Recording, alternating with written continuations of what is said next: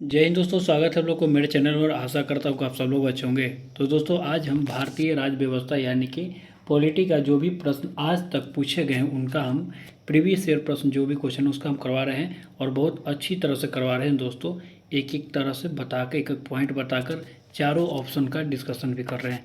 तो अभी तक जो पूछा गया उस पर खास तौर पर ध्यान दिया जाता है और वही हम करवा रहे हैं। तो दोस्तों, अभी तक आप लोग इस सीरीज़ से नहीं जुड़े हैं तो जरूर जुड़ जाइए।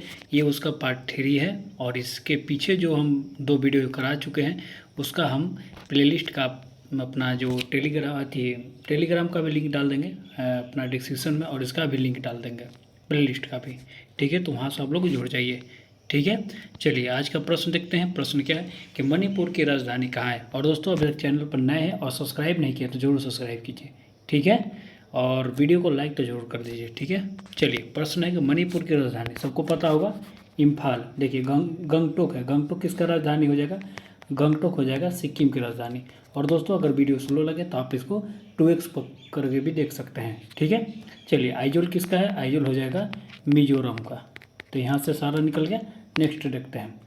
चलिए अगला क्या है? 115 नंबर प्रश्न है कि लोकसभा के कार्यकाल की अवधि कितनी होती है। लोकसभा के कार्यकाल देखिए 5 वर्ष की होती है, याद रखिएगा। लेकिन अगर मान लीजिए कि लोकसभा भंग भी हो सकता है तो उससे 5 साल या उससे पहले भी हो सकता है। ठीक है, अगर भंग हो जाए तो। और अच्छा, लोकसभा का भंग किस आर्टिकल में हो जाएगा? 85 के तहत राष्ट्रपति कर सकते हैं। ठीक है, और किसकी अनुशंसा पर? प्रधानमंत्री की अनुशंसा पर। चलिए 116 नंबर प्रश्न है कि भारत का पहला उप प्रधानमंत्री कौन था। बताइए, भारत का पहला उप प्रधानमंत्री सरदार वल्लभ भाई पटेल थे। सरदार वल्लभ भाई पटेल, और ये पहला गृह मंत्री भी थे। समझ गए? चलिए अच्छा, भारत में अब तक कितने उप प्रधानमंत्री बने हैं? तो 7। ठीक है, कोई कितने हैं? 7। नेक्स्ट देखते हैं 117 नंबर कि भारत के सशस्त्र बलों का सुप्रीम कमांडर कौन होता है। बताइए, तीनों सेना का सुप्रीम कमांडर बोल रहा है कि कौन होता है। तो सबको पता होगा कि भारत के राष्ट्रपति। ठीक है, भारत के राष्ट्रपति किस आर्टिकल में हो जाएगा? आर्टिकल 52 में। भारत को उपराष्ट्रपति की बात किया जाए, उपराष्ट्रपति किस आर्टिकल में हो जाएगा? आर्टिकल 63 में हो जाएगा। ठीक है, और भारत के प्रधानमंत्री किस आर्टिकल में हो जाएगा? आर्टिकल 74 75 में भी। अच्छा, प्रधानमंत्री कर्तव्य का प्रश्न है। प्रधानमंत्री का कर्तव्य किस आर्टिकल में जिक्र है? तो आर्टिकल 78 में। ठीक है, चलिए अगला देखते हैं। नेक्स्ट प्रश्न क्या है कि इनमें से राज्यसभा का अध्यक्ष कौन होता है। बताइए, राज्यसभा का अध्यक्ष अभी उपराष्ट्रपति होता है। राज्यसभा का अध्यक्ष कौन होता है? उपराष्ट्रपति। ठीक है, और ये किस आर्टिकल के तहत है? आर्टिकल 80 के 1 के तहत है। ठीक है, 80 1 के तहत। दोस्तों 80 3 के तहत है। इसी थोड़ा देख लीजिए कि राज्यसभा का जिक्र जो है वो तो 80 में हो जाएगा। ठीक है, ठीक है, राज्यसभा का जिक्र किस में है? 80 में हो जाएगा यार। चलिए अच्छा, आर्टिकल 64 में क्या है? आर्टिकल 64 में है कि राष्ट्रपति जो है वो राज्यसभा के अध्यक्ष होते हैं। ये आर्टिकल 64 में है। और आर्टिकल 63 में क्या हो जाएगा? उप राष्ट्रपति। ठीक है, चलिए अगला देखते हैं। दोस्तों, अगर चैनल को अभी तक सब्सक्राइब नहीं किया जरूर सब्सक्राइब कर लें। ठीक है, चलिए अगला क्या? त्रिपुरा की राजधानी सबको पता होगा, अगरतला। बहुत ही आसान प्रश्न है। चलिए 120 नंबर प्रश्न देखते हैं कि भारत को उपराष्ट्रपति कौन है। देखिए, उस समय 2013 के प्रश्न के अनुसार पूछा गया। अभी आप लोग याद रखिएगा, द्रौपदी मुर्मू। ठीक है, और ये भारत के पहले आदिवासी मुख्यमंत्री भी हैं। सॉरी, मुख्यमंत्री बोल रहे, राष्ट्रपति हैं। ठीक है, अगला देखते हैं 121 क्या है कि राज्यसभा के नामांकित सदस्यों की संख्या कितनी है? तो ये हो जाएगा 12। राज्यसभा में अभी कौन करते हैं? राष्ट्रपति करते हैं। ठीक है, कौन करते हैं? राष्ट्रपति। ठीक है, इससे पहले वाला जो वीडियो है दोस्तों, दोनों में हम बहुत डिटेल में इसको बताए हुए हैं। ठीक है, इसको क्या बहुत सारे प्रश्नों को बहुत डिटेल में बताए हुए हैं। ठीक है, इसलिए इसको हम थोड़ा फास्ट कर रहे हैं। चलिए अगला क्या? धर्मनिरपेक्ष का क्या अर्थ है? बताइए, धर्मनिरपेक्ष का अर्थ क्या है? सभी धर्म का दमन गलत हो जाएगा। ठीक है, राज्य और धर्म कभी अलग हो ही नहीं सकता है। ठीक है, अलगाव ये भी गलत है। अल्पसंख्यकों को पूजा की स्वतंत्रता ये भी गलत है। ठीक है, अगला क्या है कि राजनैतिक और सामाजिक दर्शन की व्यवस्था जो किसी एक धर्म के पक्ष नहीं ले। बिल्कुल यही सही है, किसी एक धर्म का पक्ष राजनीतिक सामाजिक दर्शन में नहीं लिया जाता है। नेक्स्ट देखते हैं 123 नंबर इंपॉर्टेंट प्रश्न है कि शून्यकाल का अर्थ क्या है। बताइए, शून्यकाल का अर्थ क्या है? तो शून्यकाल का अर्थ है कि कोई ये महत्वपूर्ण जब ये प्रश्न होते हैं उस पर ये विचार किया जाता है, उस पर ये प्रश्न पूछा जाता है शून्यकाल में। ठीक है, तो जब अत्यंत महत्वपूर्ण मामलों पर विचार विमर्श उठाया जाए, यानी कि ऑप्शन 2 इसका राइट आंसर हो जाएगा। अच्छा, प्रश्नकाल एक होता है, प्रश्नकाल। ठीक है, प्रश्नकाल बताइए कब होता है? ये 11 बजे से लेकर 12 बजे तक, प्रश्नकाल 11 बजे से लेकर 12 बजे तक होता है। और शून्यकाल बताइए, शून्यकाल हो जाएगा 12 बजे से लेकर 1 बजे तक ले, और ये मंत्रिपरिषद के तहत ये प्रश्न उठाया जाता है। ठीक है, चलिए अगला देखते हैं। 124 है कि इनमें से राज्यसभा के अध्यक्ष कौन होता है? रिपीट प्रश्न है, सबको पता होगा, उपराष्ट्रपति। नेक्स्ट देखते हैं कि भारत के संसद का कौन अंग है? देखिए अंग पूछ दिया है। ठीक है, देखिए भारत के संसद का अंग हो जाएगा, एक हो जाएगा राष्ट्रपति, एक हो जाएगा क्या? राष्ट्रपति आर्टिकल 52 के तहत, एक हो जाएगा लोकसभा जो कि आर्टिकल किस में है? आर्टिकल 81 में, और एक हो जाएगा राज्यसभा आर्टिकल 80 में। ठीक है, तो यही हो जाएगा। अच्छा, सदन की बात करेगा तो याद रखिएगा सदन 2 ही होता है, लोकसभा और राज्यसभा, लेकिन अंग में हो जाते हैं राष्ट्रपति, लोकसभा और राज्यपाल, सॉरी राज्यसभा। नेक्स्ट देखते हैं 126 नंबर प्रश्न कि प्रारूप समिति के अध्यक्ष कौन थे? सर ये तो सबको पता होगा, डॉक्टर भीमराव अम्बेडकर थे। ठीक है, तो इसका ऑप्शन आगे देख लेंगे, लेकिन बताइए कि प्रारूप समिति में कितने अध्यक्ष थे? बताइए प्रारूप समिति में कितने अध्यक्ष थे? तो प्रारूप समिति में कुल 7 अध्यक्ष एक हो जाए, सदस्य कितने थे? तो 7 सदस्य थे। और कौन कौन सदस्य थे एक बार सुन लीजिए। एक थे गोपाल स्वामी अयंगर, ठीक है, दूसरा क्या हो जाएंगे? कृष्ण स्वामी अयंगर हो जाएंगे। तीसरा क्या था? के एम मुंशी हो जाएंगे, के एम मुंशी हो जाएंगे। चौथा क्या है? माधव हो जाएंगे, माधव। ठीक है, और पाँचवा क्या हो जाएंगे? वीटी कृष्णामाचारी। देखो सब ये जितना भी नाम लिए ये सब कृष्ण भगवान के नाम है, सब कृष्ण पाया है। ठीक है, और एक मुस्लिम का याद रखिएगा, मोहम्मद सादुल्लाह। कौन है? मोहम्मद सादुल्लाह, ये एक मुस्लिम होगा। और बाकी कौन? एक और लास्ट बच गया जो अध्यक्ष है, डॉक्टर भीमराव अंबेडकर। तो इसका राइट आंसर देखा जाए, इसका राइट आंसर हो जाएगा आपका ऑप्शन नंबर 3। ठीक है, अच्छा अगर पूछा जाए कि भारतीय संविधान ये जो था आप लोग इसको उसका कमेंट में आप लोग उत्तर दीजिए कि प्रस्तावना को कब पेश किया गया था। ठीक है, तो प्रस्तावना कब पेश किया गया था, मंजूरी कब दी गई थी प्रस्तावना पर। चलिए नेक्स्ट देखते हैं कि भारत का संविधान जो है अस्तित्व में कब आया। बताइए भारत का संविधान अस्तित्व में कब आया था? तो इसका राइट आंसर देखा जाए तो 26 जनवरी 1950 को हो जाएगा। ठीक है, सबको पता है। चलिए इस प्रश्न पर ज़्यादा समय नहीं देना है। चलिए 128 नंबर प्रश्न क्या है कि कोई भी विधेयक धन विधेयक है या नहीं, इसका निर्णय कौन लेता है? बताइए। निर्णय लेता है लोकसभा के अध्यक्ष। ठीक है, और ये किस आर्टिकल के तहत? आर्टिकल 110 के 3 के तहत। ठीक है, 110 के 3 के तहत। चलिए अगला प्रश्न इतनी इंपॉर्टेंट है कि पंचायती राज कितने स्तरीय होती है? बताइए। पंचायती राज त्रिस्तरीय होती है, और ये बलवंत राय मेहता समिति के तहत हुई है। ठीक है, त्रिस्तरीय। द्विस्तरीय बोलता तो ये हो जाता अशोक मेहता समिति के तहत। ठीक है, और देखिए पंचायती राज की बात किया जाए तो ये कब आया था? ये 2 अक्टूबर 1959 को आया था। 1959 को। कहाँ? नागौर राजस्थान में। नागौर कहाँ है? राजस्थान में। ठीक है, अच्छा पंचायती राज की बात किया जाए तो ये किस आर्टिकल में हो जाएगा? आर्टिकल 243 में हो जाएगा, और भाग ये 9 में है।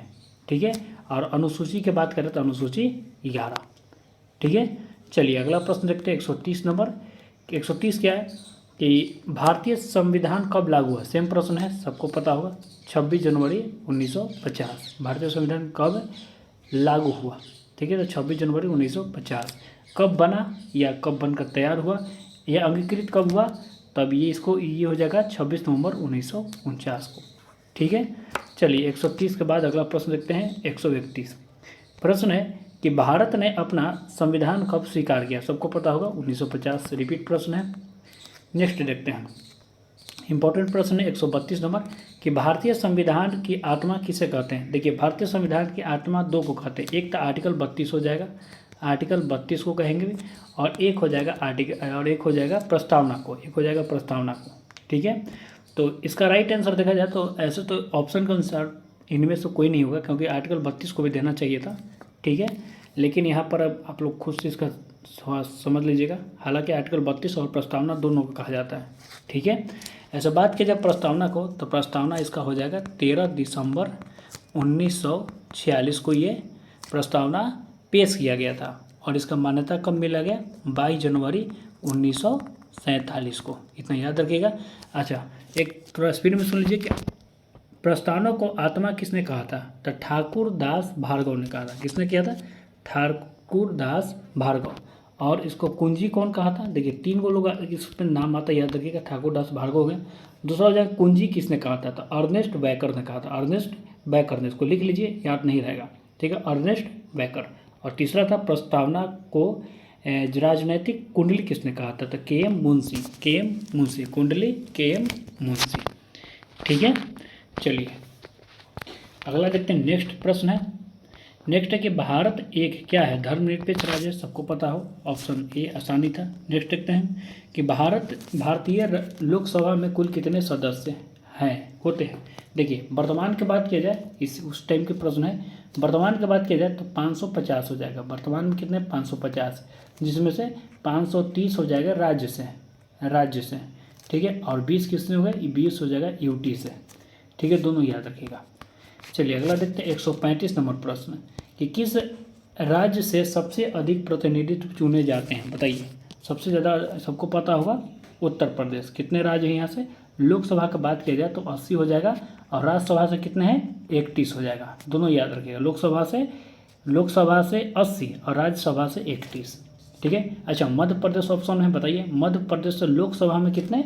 लोकसभा में 29, राज्यसभा से 11, ठीक है। राजस्थान से कितने हो जाएगा? राजस्थान से बताइए। राजस्थान से लोकसभा में 25 और 10 हो जाएगा राज्यसभा से। यही पश्चिम बंगाल की बात किया जाए तो लोकसभा में यहाँ से 42, लोकसभा में 42 है, और 16 हो जाएगा राज्यसभा में। 16 भी बिहार से भी हो जाएगा, याद रखिए।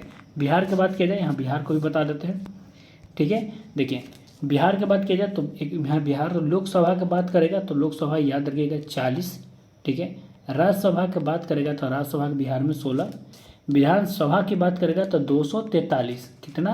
243, और विधान परिषद की बात करेगा तो याद रखिएगा 75, ठीक है, सब याद रखिएगा।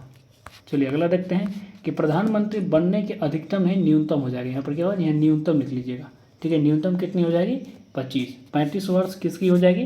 35 वर्ष राष्ट्रपति की होती है, ठीक है, राज्यपाल की होती है, इन लोगों को 35 वर्ष। या मंत्री को भी बनने के लिए उम्र कितनी होती है? 25 वर्ष ही होती है, ये भी याद रखिएगा, ठीक है। राज्यसभा के सदस्य के लिए 30 वर्ष, और मुखिया हो गया, सरपंच हो गया, ग्राम पंचायत के समिति अध्यक्ष, ये लोग उनका हो गया तो 21 वर्ष। चलिए नेक्स्ट एक इंपॉर्टेंट प्रश्न है कि स्वतंत्र भारत के प्रथम गृह मंत्री कौन थे? ये पहले हम बता चुके हैं, सरदार वल्लभ भाई पटेल थे। सरदार वल्लभ भाई पटेल से बहुत सारा प्रश्न आता है। बारडोली सत्याग्रह, ठीक है, 1800 कितने में? 1928 में किए थे, ठीक है, 1928 में बारडोली सत्याग्रह, ठीक है। और बात किया जाए भारत के लौह पुरुष भी बोलते हैं, इनके नाम पर 31 अक्टूबर को एकता दिवस मनाया जाता है, ठीक है, ये भी याद रखिएगा। नेक्स्ट देखते हैं कि केंद्र सरकार के व्यय को नियंत्रित करने के लिए कौन सी शक्ति है? देखिए नियंत्रित, सबको पता हो, नियंत्रक और महापरीक्षक लेखक CAG, ठीक है, किस आर्टिकल में हो जाएगा? आर्टिकल 148 में हो जाएगा। भाग की बात करें तो भाग किस में है? 5 में हो जाएगा।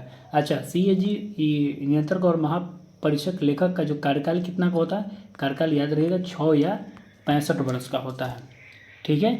और इनको हटाने के लिए महाभियोग लाया जाता है, महाभियोग। तो इन सारे प्रश्नों को आप लोग याद रखिएगा, इंपॉर्टेंट है।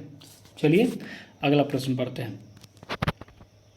अगला प्रश्न है कि संविधान की व्याख्या करने का अधिकार किसके पास, या अंतिम व्याख्या, दोनों ऐसे भी प्रश्न आता है, ठीक है। तो कौन हो जाएगा?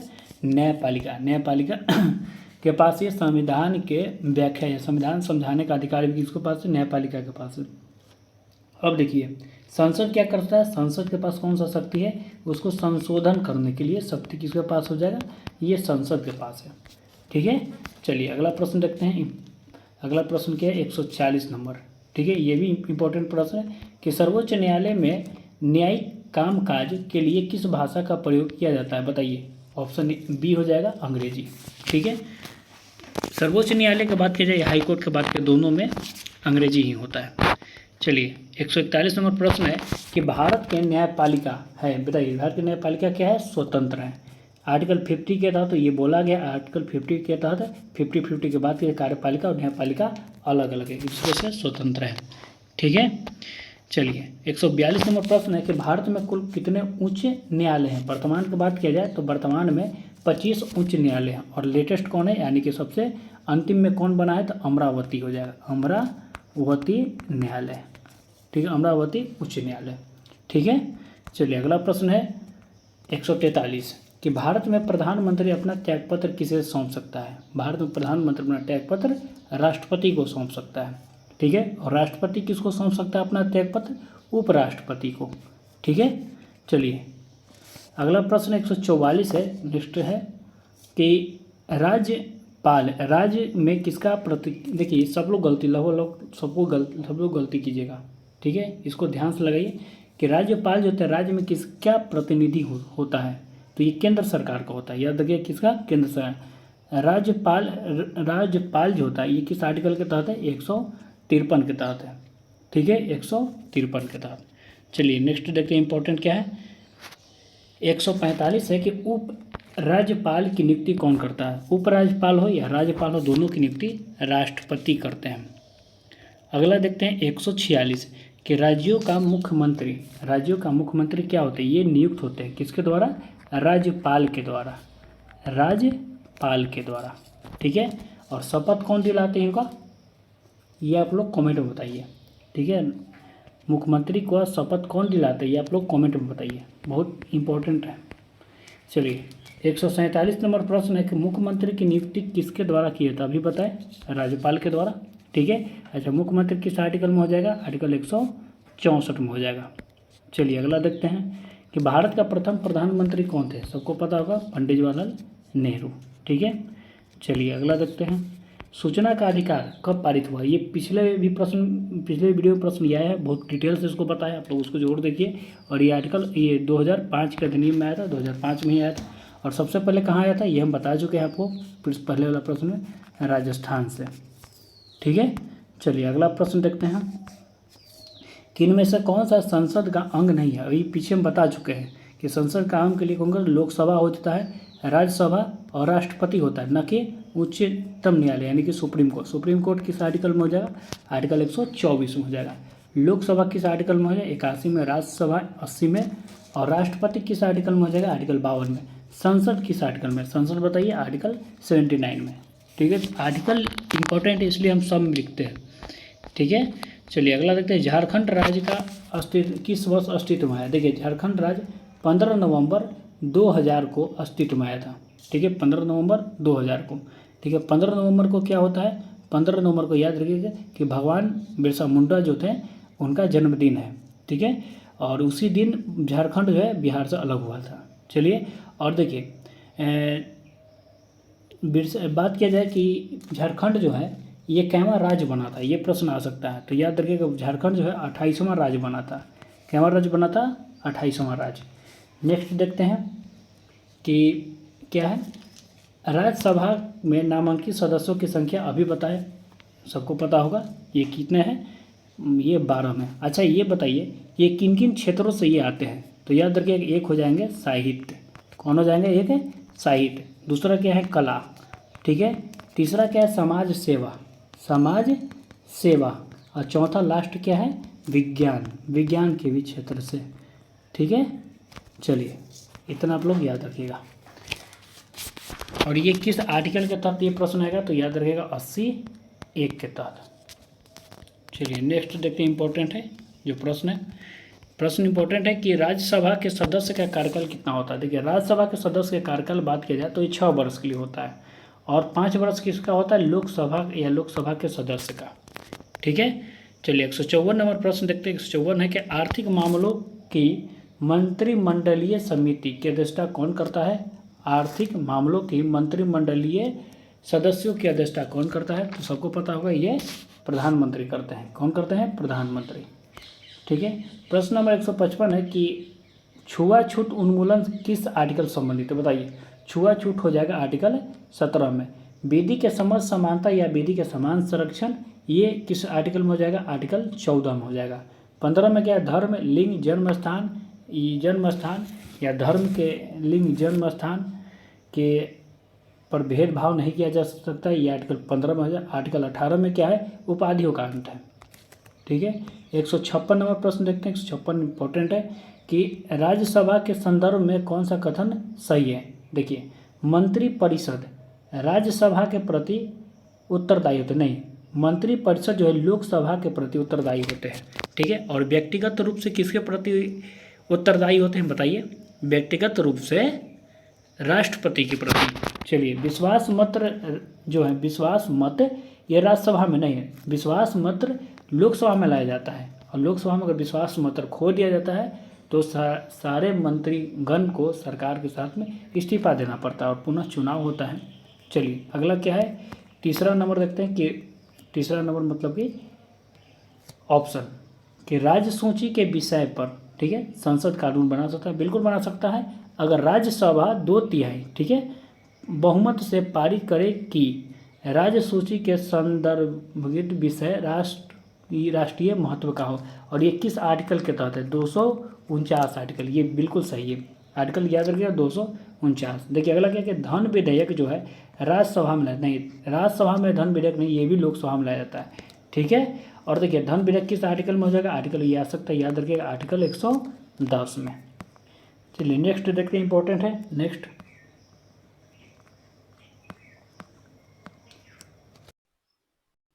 चलिए, अगला प्रश्न है कि भारत में स्वतंत्रता के बाद प्रथम आम चुनाव कब संपन्न हुआ? बताइए, सबको पता होगा, 1952 में। बहुत ही आसान प्रश्न था। अगला देखते हैं कि लोकसभा या विधानसभा के निर्वाचन में एक उम्मीदवार अपने जमानत की राशि खो देगी अगर उसे कुल वैध मतों की कितना से कम हो तो? 1/6 अगर इससे भी कम आ जाए तो। अच्छा, कभी कभी कोरम पूछ देता है, कोरम याद रखिएगा 1/10 या 10% होता है। और कोरम आने पर ही, ठीक है, कोरम आने पर ही विपक्ष का नेता जो होता है वो बनता है। ठीक है, मतलब 10% में होना चाहिए। चलिए, अगला देखते हैं कि एक दल जो है, एक दल लोकसभा में विपक्षी दल होने का दावा करता है, उसके पास अभी बोले कितने सांसदों जो लोकसभा में होनी चाहिए? तो ये सबको पता होगा, 55। ठीक है, अभी जस्ट बताएं कितना परसेंट होना चाहिए? 10% होना चाहिए। 160 नंबर प्रश्न है कि ग्राम पंचायत का कोई सदस्य हस्तलिखित आवेदन मुखिया को समर्पित कर त्याग पत्र दे सकता है। आवेदन समर्पित करने के कितने दिनों के बाद त्याग पत्र प्रभावी माना जाएगा? ये कितना हो जाएगा? 7 दिन। अगला नेक्स्ट देखते हैं, 161। 161 है कि सामुदायिक विकास कार्यक्रम का सार था। बताइए, सामुदायिक विकास कार्यक्रम का अर्थ क्या था? इसी तरह लोक भागीदारी। और ये कब बना था? ये बना, ये ईस्वी पूछ सकता है, तो 1952 में। अगला देखते हैं नेक्स्ट कि नीचे दिए गए कमिटियों में किसका संबंध पंचायती राज से? बताइए, अभी ये तो बहुत बार पढ़ाया है, बहुत बार बता चुके हैं कि 1957 में बलवंत राय मेहता बना था, इसी के तहत तो त्रिस्तरीय पंचायत आया। ठीक है, तो बहुत बार बताया इसमें, बहुत बार। ठीक है, अगर पीछे का वीडियो नहीं देखे तो जरूर देखिए। ठीक है, चलिए, अगला देखिए कि ग्राम पंचायत में चुने हुए सदस्य जो थे उप मुखिया का चुनाव करते हैं। बिल्कुल, उस उप मुखिया का चुनाव डायरेक्टली नहीं होता है, इनडायरेक्टली होता है। ठीक है, उप मुखिया का निर्वाचन के संदर्भ में निम्नलिखित में से कौन सा वक्तव्य सही नहीं है? बताइए, कौन सा सही नहीं है? तो उप मुखिया के चुनाव में मुखिया मतदाता होंगे। बिल्कुल, ये तो मतदाता होते ही हैं। अगला क्या कि निर्वाचन में मतों की बराबरी की स्थिति में विजेता को क्या लॉटरी द्वारा होगा? विजेता का निर्णय लॉटरी के द्वारा ही होता है। हेड या टेस हेल्ड जो तो सिक्का उछाला जाता है वहां पर, हेड या टेल जो भी है उसको वैसा ही किया जाता है। अगला क्या है कि राज्य निर्वाचन आयोग के पर्यवेक्षण एवं नियंत्रण में ग्राम पंचायत अपनी पहली बैठक, देखिए ये भी इंपॉर्टेंट है, पहली बैठक में उप मुखिया का चुनाव करेगा। बिल्कुल, पहली बैठक में ही, ना कि 2-4 बैठक या अंतिम बैठक में, नहीं, पहली बैठक में उप मुखिया का चुनाव होता है। चलिए, यानी कि अभी तक तो तीनों सही हुआ, यानी चौथा गलत है। अगला क्या है कि उप मुखिया का निर्वाचन में मुखिया मतदाता नहीं होगा, मुखिया मतदाता होता है। ठीक है, तो यही इसका गलत है, यानी कि ऑप्शन 4 इसका राइट आंसर है। ठीक है, और दोस्तों कैसा लग रहा है जरूर बताइए। ठीक है, चलिए नेक्स्ट देखते हैं 164। 164 क्या है, क्या अपील की सुनवाई में ग्राम कचहरी में, देखिए सबको ये सारे जगह होता है लेकिन ढेर लोग को पता नहीं है। ठीक है, न्यूनतम पंचों की गणपूर्ति नियम नियमतः क्या होनी चाहिए, मतलब न्यूनतम गणपूर्ति में कितना होनी चाहिए, बताइए, सबको पता होना चाहिए ये प्रश्न। ठीक है, तो 7। ठीक है, नेक्स्ट देखते हैं, नेक्स्ट 164। 164 क्या है कि ग्राम सभा एक या एक से अधिक संख्या में निगरानी समिति का गठन कर सकती है। इस समिति के गठन किसके द्वारा किया जा सकता है, तो इसकी समिति का गठन ऐसे के द्वारा किया जाता है जो ग्राम सभा के या उसके जो मेंबर है वो नहीं होने चाहिए, मतलब उसमें से चुने हुए लोग में नहीं होना चाहिए। ठीक है ना, तो फिर हो जाएगा दिक्कत। ठीक है, तो वार्ड सदस्य तो नहीं होगा, मुखिया उखिया ये सब तो नहीं होता है। ठीक है, कोई व्यक्ति जो ग्राम सदस्य पद धारक ये भी नहीं होगा, मतलब ऐसे शुद्ध अन्य व्यक्ति होना चाहिए, ऐसे व्यक्ति जो ग्राम पंचायत के सदस्य नहीं हो। तो यही इसका राइट आंसर हो जाएगा। अगला देखिए, देखिए प्रश्न कहाँ पूछा गया, खुद ही देखिए।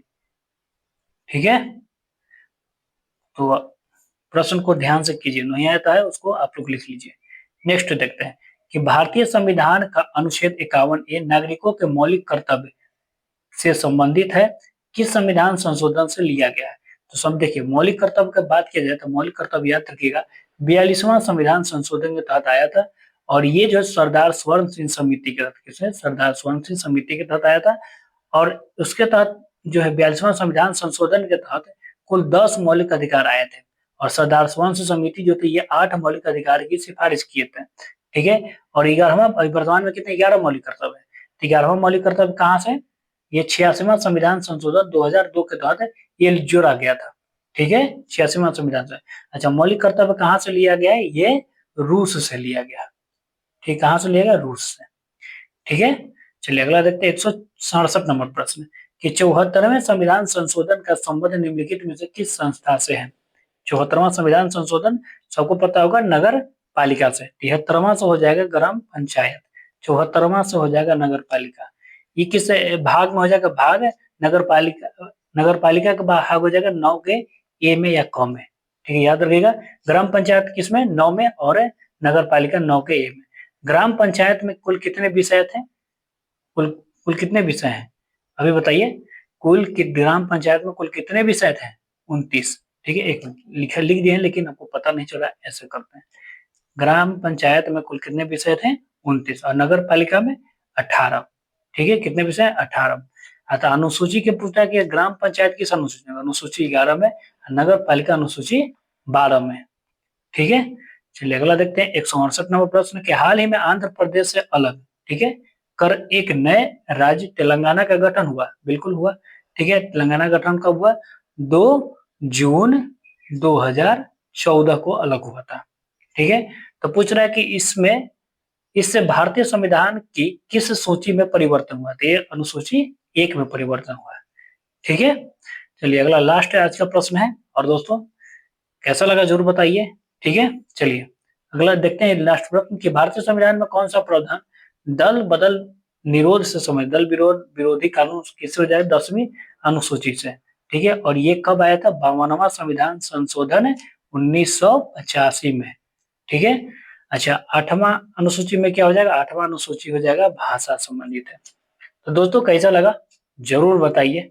ठीक है, अच्छा लगा शेयर कीजिए, लाइक कीजिए, कमेंट में जरूर अपना प्रतिक्रिया दीजिए, और इसका प्लेलिस्ट जो दोस्तों हम कॉमें अपना अपना लिंक डाल दिए डिस्क्रिप्शन में, वहां जरूर देख लीजिए।